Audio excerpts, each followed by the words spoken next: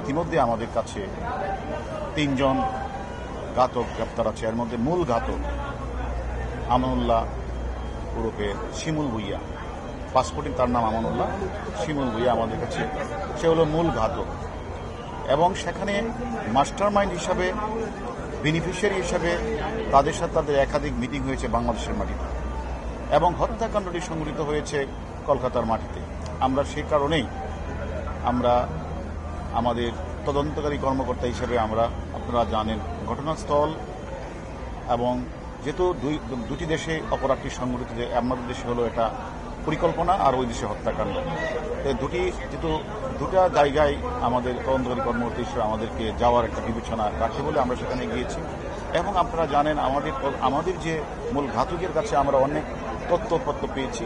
সেই তথ্যপত্রগুলো cross examine করার জন্য আমরা, এছাড়া এখানে যে আমরা যে এভিডেন্সগুলি পাচ্ছিলাম, আমরা সরাসরি সেখানে গিয়ে যে ডিজিটাল এভিডেন্সগুলি আমরা সরাসরি আমরা দেখলাম, এবং সেখান থেকে তারা যে অপরাধীরা কোন সময় কোন গাড়িটা ব্যবহার করেছে, তারা কোন কোন জায়গায় গিয়েছে, এবং আমাদের যে মাননীয় সাংসদ কোন সময় তারা সেখান থেকে তাদের রুমে ঢুকেছে, এগুলি আমরা বাস্তবিকভাবে ডিজিটাল এভিডেন্সের জন্য আমরা সেগুলি প্রত্যক্ষভাবে সেটা আমরা দেখেছি।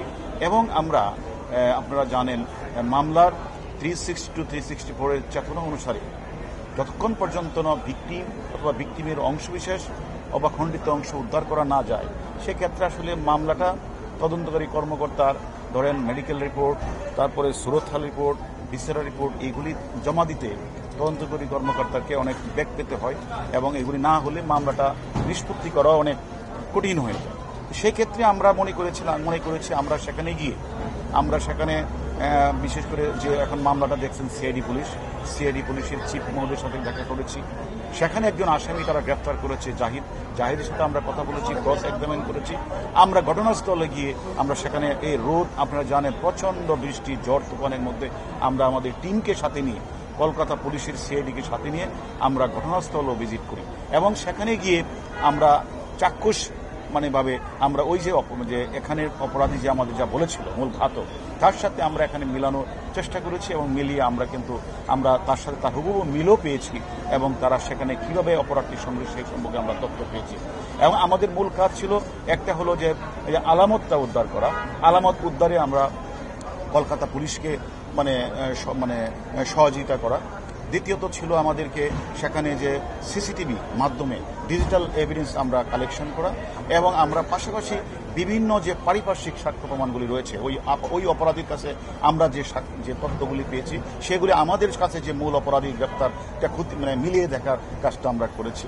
আমি এই ক্ষেত্রে মনে করি যে যেহেতু আমাদের কাজ ছিল 3টা, একটি হলো আমরা সেখানে ঘটনাস্থলে যাব, আমরা সেখানে সবকিছু খতিয়ে দেখব, এবং আমরা তদন্তকারী কর্মকর্তার জন্য যে মূল বিষয় ভিকটিমের খণ্ডিত অংশ, পুরো অংশ অথবা অংশবিশেষ উদ্ধার করা, আমরা মনে করি যে এইরকম যে তারা এই বাসায় থেকে তারা যেভাবে তারা এই কাজটি করেছে, আমি মনে করি যে যে সেখানে যেভাবে তারা সেফটি ট্যাঙ্কি অথবা সোয়ারের লাইনগুলি আমরা তাদেরকে রিকোয়েস্ট করেছিলাম এটি দেখার জন্য, এবং আমরা মনে করি সেখান থেকে আমরা কিন্তু অনেকাংশই ভিকটিমের শরীরের কিছু অংশ কিন্তু পাওয়া গিয়েছে। এটা যদিও এটাকে এখন তারা ফরেন্সিক রিপোর্ট বা ডিএনএ টেস্ট করে তুরন্ত জানাবে, তবে আমরা প্রাথমিক যেটা মনে করি যে সেখানে স্বাভাবিকভাবে এই মাংসগুলি এভাবে ফ্লাশের মাধ্যমে যায় না।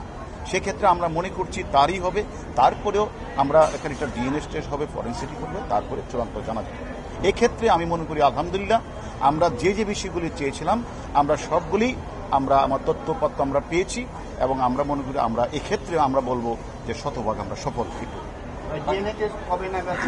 এটা আমরা ওই পুলিশের কথা বলছি, ওনারা এটা দ্রুতই করার আমাদের বলে, দ্রুতই তারা করবেন। আমাদের তদন্তকারী কর্মকর্তা বাংলাদেশ এবং কলকাতার তদন্তকারী কর্মকর্তাদের তাদেরকে ভিন্ন দিকে ধাবিত করার তাদের অনেক প্রচেষ্টা চলছিল। তাহলে এভাবে তারা একদম প্রি প্ল্যান ঠান্ডা মাথায় তারা কিন্তু এই অপরাধটি সংঘটিত করেছিল। এখন আমাদের কথা হলো যে মূল যে প্ল্যানার, মদতদাতা, বেনিফিশিয়ারি, সে এখনো আমাদের কাছে আমাদের কাছে নেই। এখন আমরা আরেকজন যে রয়েছে সে মানে সিয়াম সে আছে কাঠমান্ডুতে, আমরা যতটুকু জানি সেটাও আমাদের কাজ চলছে। এখন আসলে আমরা মানে দুই দেশের তদন্তকারী কর্মকর্তারা আমরা তদন্ত করছি। কারণ হঠাৎ করে এখানে দেখেন এলাকার আধিপত্য বিস্তার নিয়ে কোনো সমস্যা আছে কিনা, এখানে রাজনীতি প্রতিদ্বন্দ্বী, অর্থনৈতিক, সামাজিক, বা এখানে উনি মাঝে মাঝে কিন্তু কলকাতায় যেতেন মাননীয় সংসদ, উনি একজন জনপ্রিয় সংসদ, ওনার এখানে ব্যবসা বাণিজ্য ছিল কিনা, অথবা উনি যখন গোপালের বাসা থেকে বের হওয়ার পরে উনি যে এই যে শিমুল ভুইয়া তাকে যে নিয়ে গেলেন ওই সঞ্জীবা গার্ডেনে, সেখানে উনি কি আবার নতুন ব্যবসায়ী সেজে নতুন ব্যবসায়ীর মানে মিথ্যা তত্ত্ব দিয়ে সেখানে নিয়ে গিয়েছিলেন কিনা, আমরা কিন্তু সবগুলি কিন্তু, এবং আপনারা যারা সাংবাদিক ভাইরা আছেন আপনারাও অনেক ধরনের তথ্য আপনারা আমাদেরকে দিচ্ছেন, সবকিছু আমরা বিচার বিশ্লেষণ করছি, পাশাপাশি ইন্ডিয়ান পুলিশ এগুলো বিচার বিশ্লেষণ করছে। হঠাৎ করে কোনো একটা মোটিভ, কোনো একটা উদ্দেশ্য মানে স্পেসিফিক বলাটা এই মুহূর্তে সঠিক হবে না।